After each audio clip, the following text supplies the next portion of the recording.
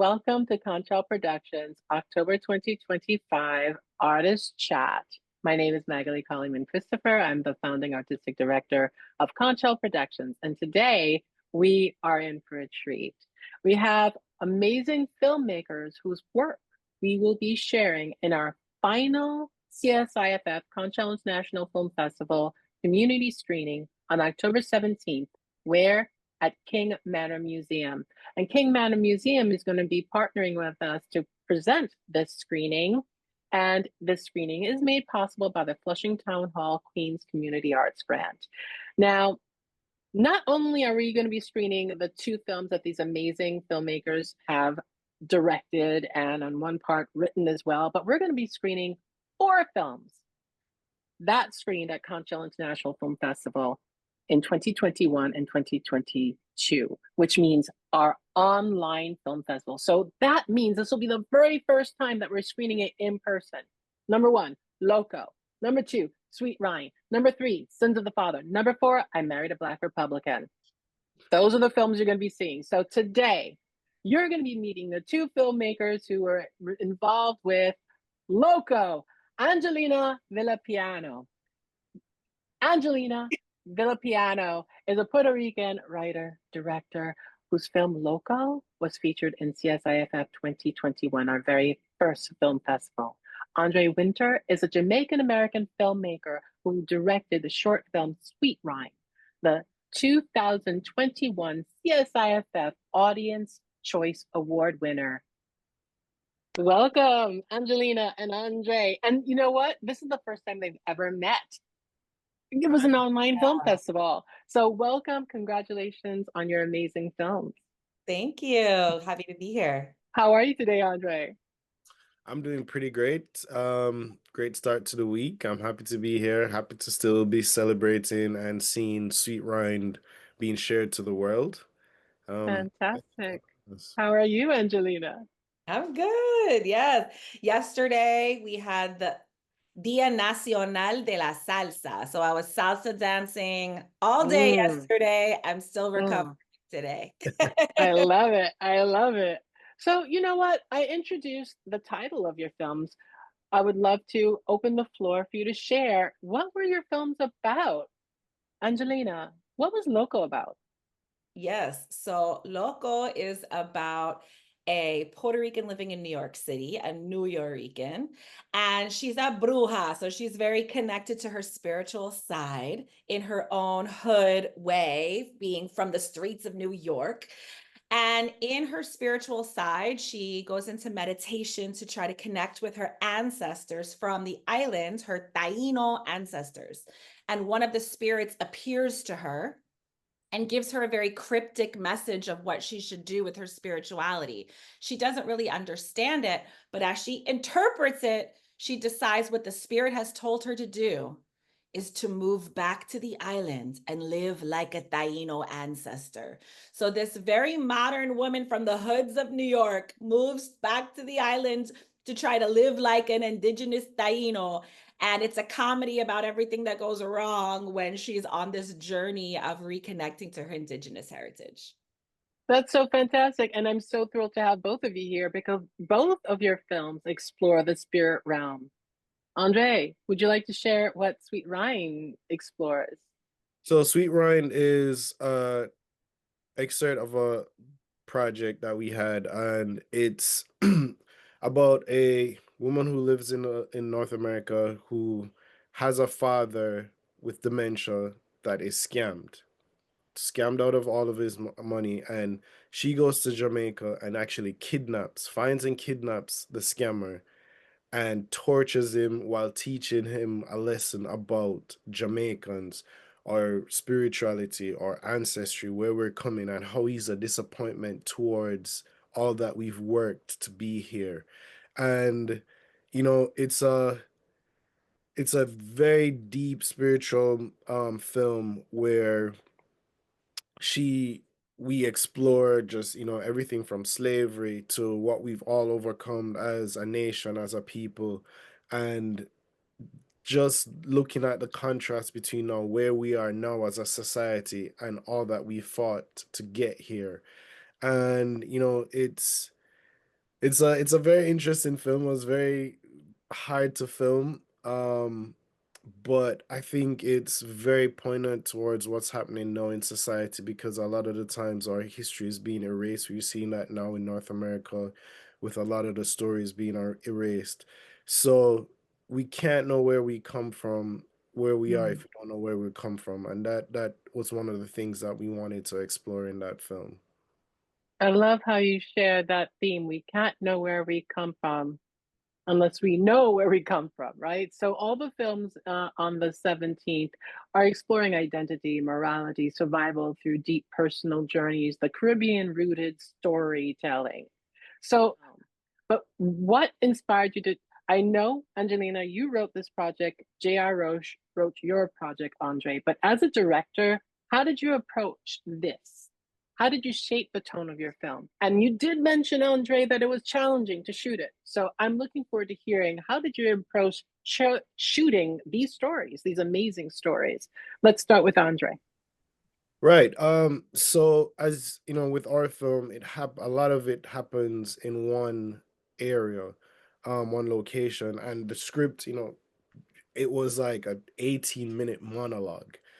And I was like to JR, who is also the producer, I was like, we have to show a lot of what we're talking about here. So that's when we went and did like the slavery scenes, the slave catcher scenes, talking about their bang. Um, I had to put my vision onto what was being taught, but the words were so good, it jumped off the page. The visuals absolutely jumped off the page because a lot of what we is shown isn't in the script. Um, and trust me, some of this stuff, like I would be on set and I would be getting the chills because I had to do the research and see, like a lot of the stuff, like the how the slaves are transported in the fields where they had all colors in a row. I had to go and research that stuff. And my art director went and she was like, okay, this is what they wore, this is the slave clothes they wore, this is what the whip would look like, this is what how the skin would wail, and we had to get close-ups of that. And trust me, it gave so much chills when I was filming that because I'd seen the research, but these are like my friends because all of the actors, like I've known them, and just seeing them going through that, I was like, man, this is tough because we're filming in 98, 110-degree weather and jumping Mm, in the middle of the summer. And I was like, I can't imagine myself being out here cutting cane 12 hours mm, a day. And it really transported us into the time because just of how well our art director worked and the vision we were able to create. So it was really tough filming a lot of those things. Um but it was extremely rewarding because when we hear the feedback, a lot of people, here we talk about this the bang and how communications and stuff like when I was a kid, my grandmother used to talk about to the parents, and I'd be, outside playing and I'd overhear it. And, it really brought back a lot of history, just into my life. And I was like, one of my favorite projects that I've ever worked on. thank you so much, Andre. Angelina. Yeah, for me as a director, one of the first most important things for me was to visually show the contrast between life in New York City versus life on the island of Puerto Rico, specifically city life versus like rural beach life, and how they are two completely different worlds, and how to really show the contrast of those two worlds so that um, the viewer gets why it's such a huge jump to go from this environment to that environment. Um, and I think for me, there's like a sort of like a meme that goes around that's like, I really should just be on a beach somewhere eating fruit, but instead I have to pay taxes and go to work, or like something like that, right? So it's like sort of this joke that like, oh, if we only just kept living like our ancestors, we'd all be happy lying around like eating mangoes. And I'm like, you really think life was that easy? Like, you have to survive and you have nothing. Like, you have to make your own shelter and make fire and gather food and fish and like tend to crops. Like, it's not that, I mean, look, it's a sounds great and wonderful, but it's not like it was just this like super like chill, easy thing our ancestors could do, you know? So I think that's part of the comedy I'm creating is like showing that like what we think in our head, what we like romanticize this lifestyle was like actually is really hard and took a lot of resilience, let alone canoeing between islands and long distances. Like it was insane what they were capable of. And we just out here being like, oh, I wish I could sit in a hut and like eat a pineapple as if it was that simple, you know? I love it. I love it. So, what do you hope people take away from your film? I mean, I know you underline things that impacted you. What do you hope the audience will take away? Oh, let's For start with Angelina. sure, yeah. Um,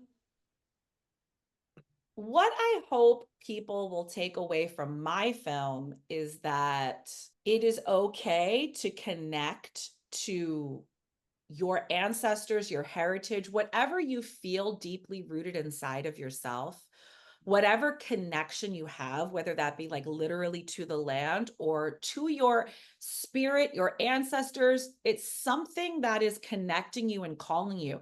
And because of colonization, we have been systemically removed from that bit by bit, layer by layer, level by level. You know what I mean? And I think it's never too late to reclaim that. And it's never too late to hold on to that and want to learn about it and reconnect to it and know that that's who you are and where you come from.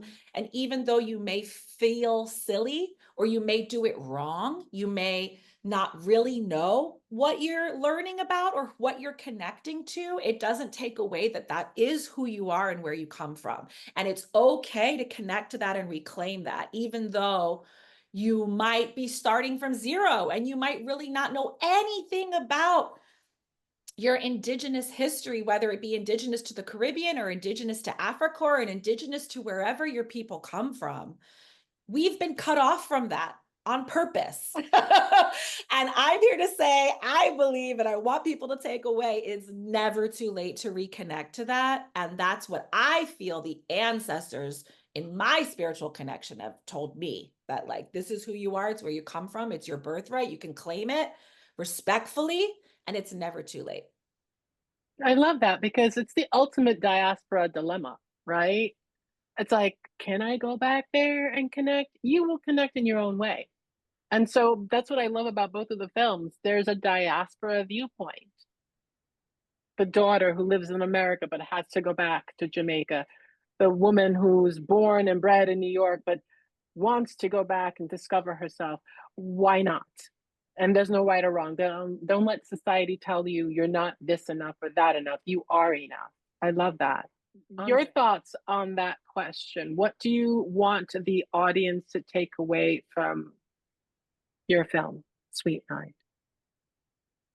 Um, What do you hope? Not want. Hope. what I hope, I mean, it goes back to the theme they're saying, those who cannot remember the past are condemned to repeat it. And it's similar to Mm. what Angelina said.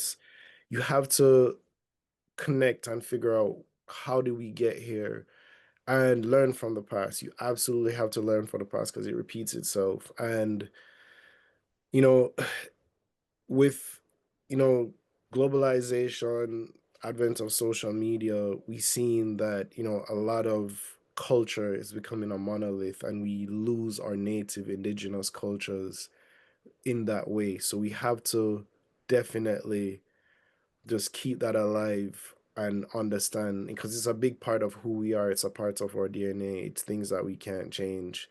Um, and just learn from that. Learn how we got here because we don't want to, we have as, we're immigrants, we come here and, we assimilate, but we have to see what it is that happened in the past to let us get here, to not repeat it ourselves, to continue to uplift ourselves, because it's awful just to lose our culture.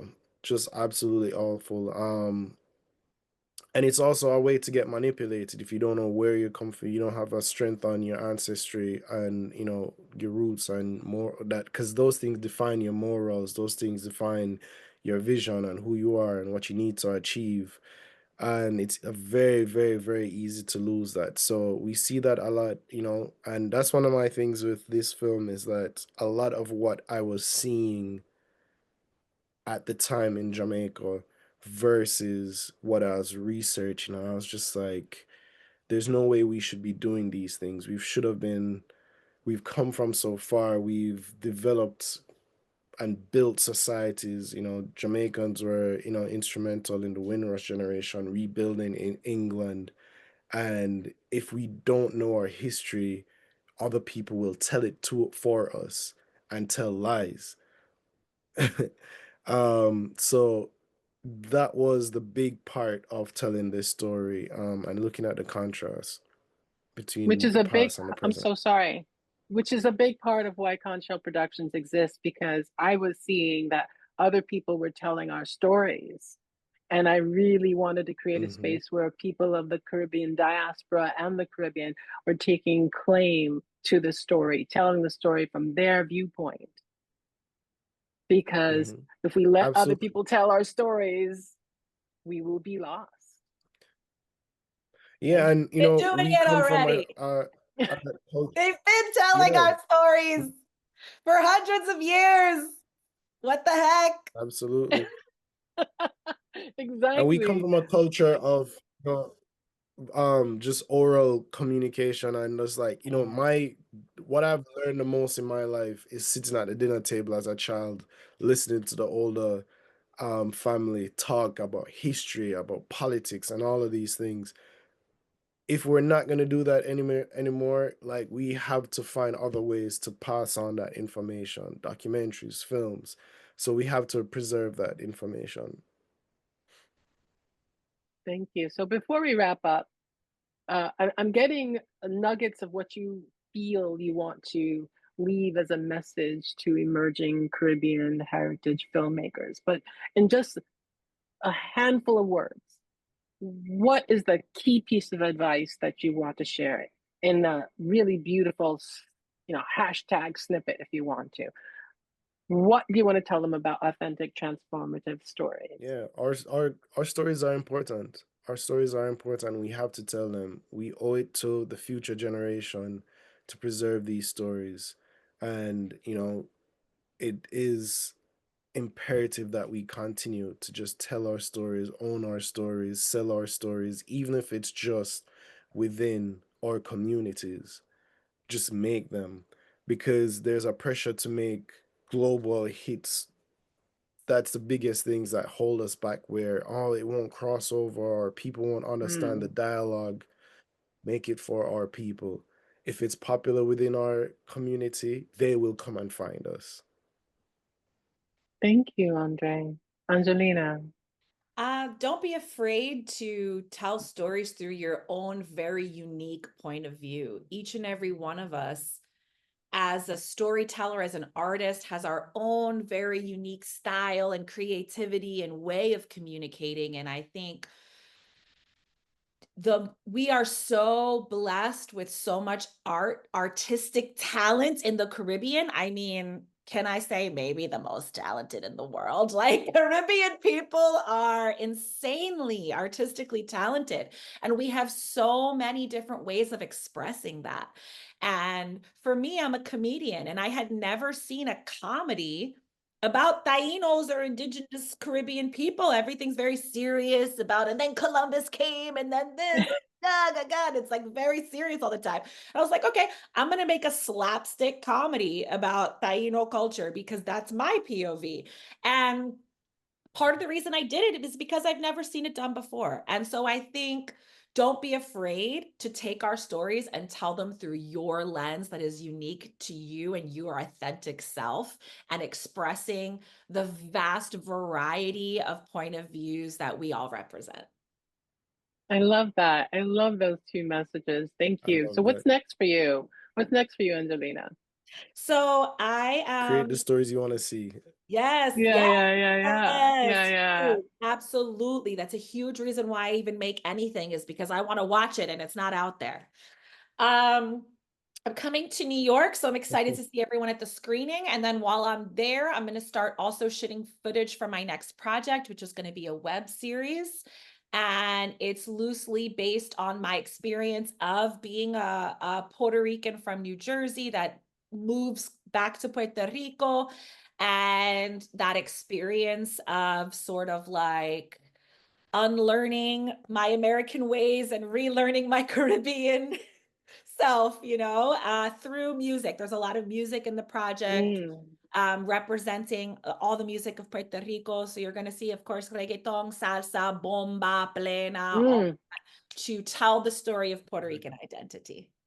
I love it. I love it. Okay, you need to cast me, but we'll talk about it Yes, I'll later. keep you posted. Next. Andre, Could you repeat the Andre, question? I what's next for internet was you? on What's next for you? What is next for I'm you? motivated by Angelina. I'm motivated by Angelina. Like she's doing all the things that I want to do. Like I've always wanted to make a dancehall musical because I'm just like I've never seen that, especially if it Yes. was a comedy. Oh, man, I love Call me. it. um, That would be See, this is I'm what this is so great. happy. about. Bro, The connection. yes, you have to do that. I love this. I That'd love be this. so great. I love this. No, thank you, Um, Angelina. Thank you. Oh, well, Andre, you wanted to yeah. share something? Yeah, go for it. So my next projects, same thing. I want to work on more Jamaican stories. The funny thing that happened, there is a project that came across my desk when I was in Jamaica as a development producer at a TV station, the TV station in Jamaica, 12 years ago. Oh, And it got pushed. I pushed it so hard and they didn't want to develop it.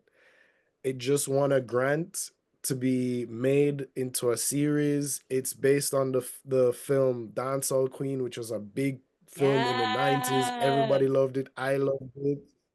They're making a series follow-up called Daughters of the Dancehall Queen, which is a follow-up to that. So I am super, super excited to work on that. Super, super Yes. excited to see it come together. I mean, that's another thing. We have lots of stories that, we want to see what happens next. So yeah, I'm so happy to work on that. That's coming up.